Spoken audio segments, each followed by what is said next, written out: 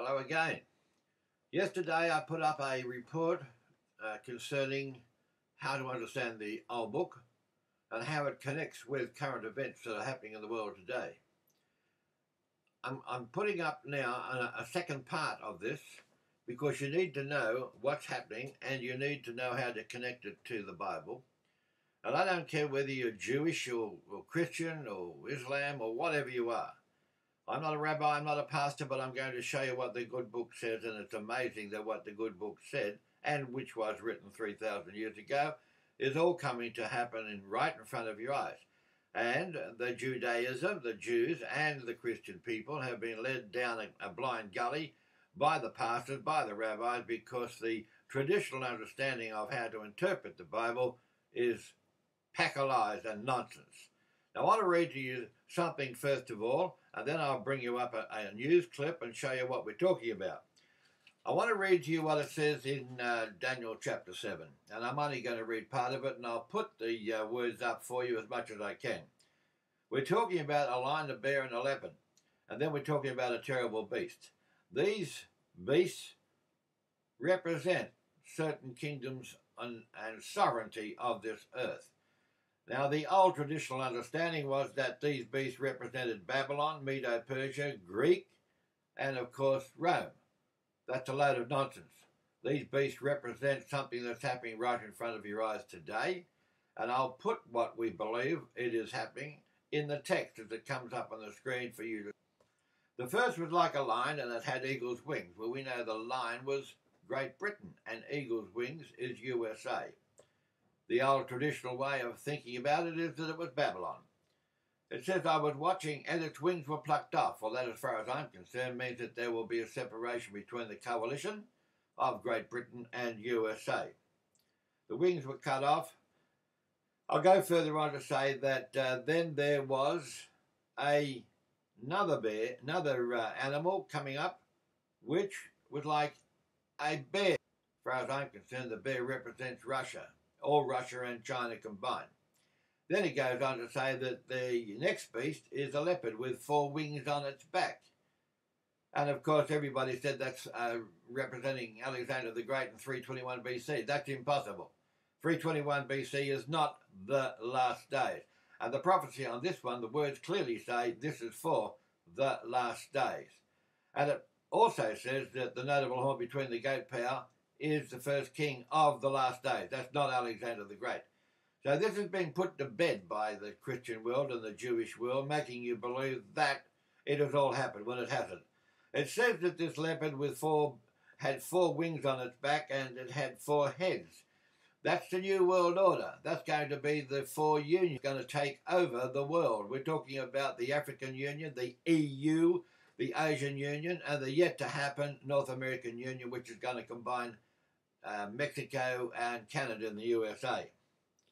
Now, I want to tell you just one little thing about the nasty beast, the terrible beast that comes up. That is destroyed, but it also says it's destroyed by, not by man's hand, but by the hand of the divine. That's when the Creator God Yahweh steps in and says enough's enough. So come with me on the next part of this report to show you what is happening, because in this Bible prophecy, if I go to Daniel 8 and I look at what it's talking about there to combine with this, and it's talking about a goat power that attacks the Medo-Persian power. Now, if you talk about the Medo-Persian power today, you're talking about all the way from Turkey, Afghanistan, all the way around Egypt, Libya, Bahrain, and so on. That's the old Medo-Persian Empire.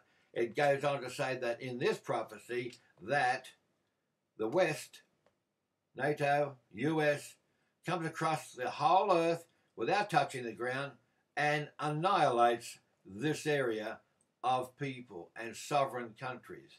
It's happening now in front of your eyes. We have riots and uprisings now in Libya, in Egypt, Tunisia, Bahrain, Syria, Pakistan. Now, if you want to believe that what the Bible said was going to happen, well, all of this is going to eventually be annihilated by the NATO and the Western forces. It goes on to say about the that the new king of the goat power, which, as I said, is not Alexander the Great. It says this king is broken. Now that can mean chucked out, thrown out, impeachment, or assassinated. Let's wait to see what's going to happen. But I want to show you this news clip of what is happening today in the month of June 2011.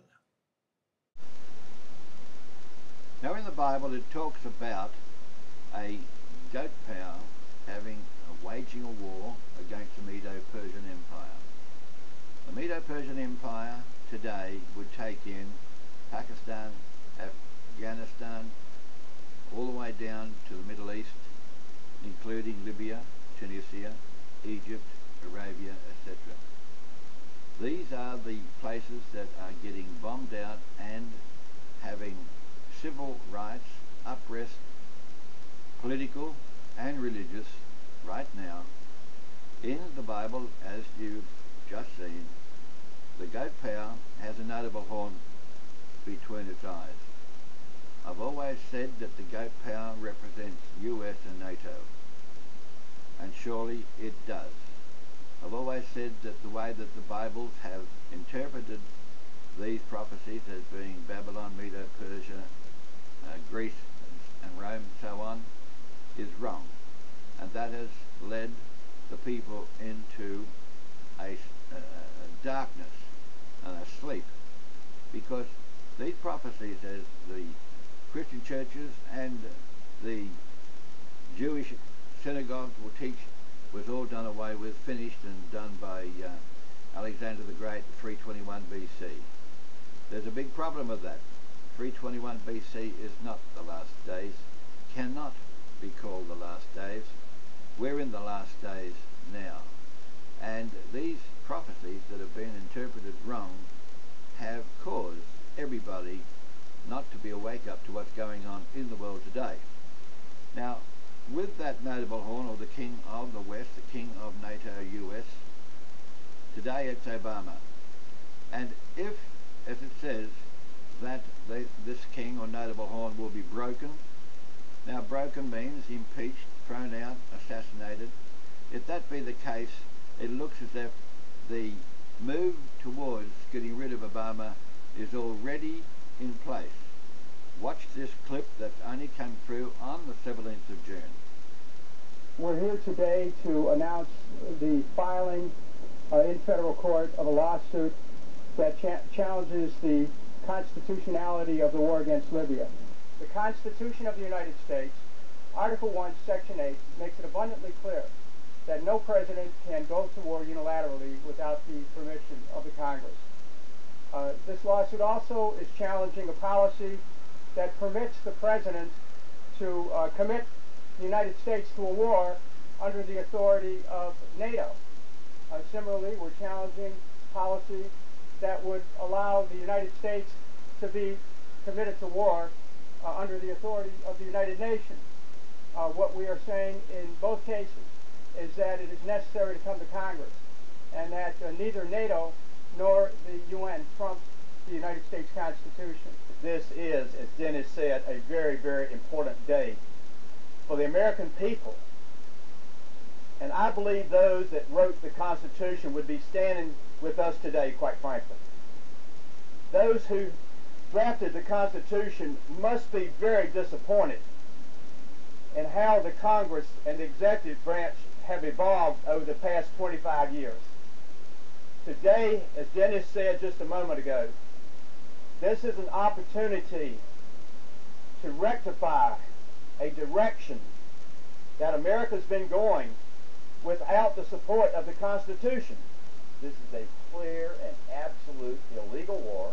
It has been from the beginning, as quite frankly wars have been in the past. But we're dealing with this one now.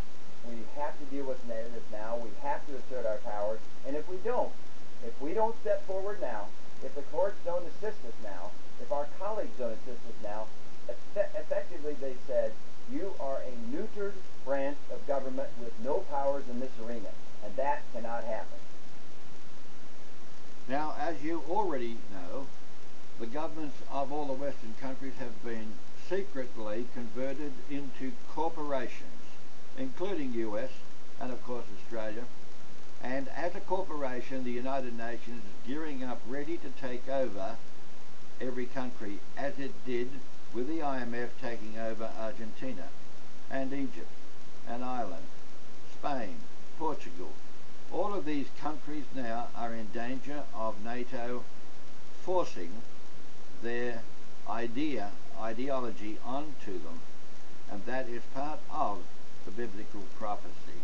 Now, if you think that you don't believe in God, you don't believe in the Bible, and you can poo-hoo all this, I suggest you at least have another look at this, because it is happening right in front of your eyes. Now, I've given you a couple of key points that you need to understand. Firstly, please realize that the word L-O-R-D, Lord, in the Old Testament prophecies is not referring to Jesus or any son of God. That word in the Hebrew is referring to Yahweh, the Heavenly Father, or the Creator God. So you need to realize that when you are reading it for yourself. You also need to realize that if Yahweh, the Creator God, doesn't put a stop to man killing man the way it's going, it wouldn't take very long for man to destroy this earth. And also, as I've said to you before, Yahweh God, the creator of all of this, would have to have some plans up his sleeve to make sure that he puts a stop to it before there is total annihilation of mankind, the ecosystem, and the animals, the creatures on this earth. He'd have to put a stop to this, and that's exactly what he does do. But nobody believes that, because most people don't believe in God, let alone believe in creation. There's one more thing you've got to realize, that if Yahweh God is going to put a stop to this, he also, through all of the examples in the Old Testament, he always tells people what he's going to do before he does it. And here it is being told to you before he does it. The other point I need to make is that he puts into the minds of men what needs to happen to fulfill his plans. Now, one good example of that was with Hezekiah. When Hezekiah didn't have the soldiers to fight off the Assyrians, they came down with a multitude of soldiers ready to take it over. He prayed to Yahweh and he asked for help. And as the Bible will tell you, that by the hand of Yahweh, 185,000 soldiers were killed, not by the hand of a man, not by King Hezekiah's soldiers. They were just killed by the hand of Yahweh, the Creator God.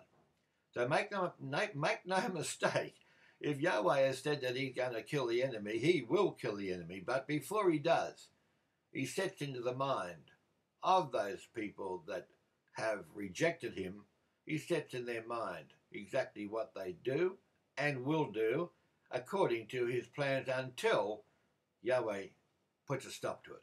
That is happening in the world today. That won't set good with Judaism, nor will it set good with Christian beliefs. Believe you me, go back into the book yourself, have another look, and you'll see what I'm talking about, and you'll realize exactly what Yahweh is going to do before all this is finished. You know, unfortunately, the Christian world, the pastors, but also the rabbis from the Judaism, they've taught you, in particular with Christians, they've taught you that the word Lord, as I said before, is mentioning Jesus, and I've explained to you that it does not. And also, you've got to realize that when we're talking about Yahweh doing the killing and also forgiving, unfortunately, the Christian world has been taught that the only way they can find forgiveness and eternal life is through the blood of the Christ on the cross. This is absolute nonsense, and you'll read so many times in the Old Testament where Yahweh forgave the people. As a matter of fact, while they were continuing to worship the evil or the pagan gods, Yahweh was forgiving them. And here is a good example, and I'll put some of the text up on this video to show you, and more will be in the comments underneath the video, to show to you that when Yahweh says he's going to do something, you can bet your bottom dollar that that is exactly what's going to happen. And here is some of the text that you can see, and you can read it with me.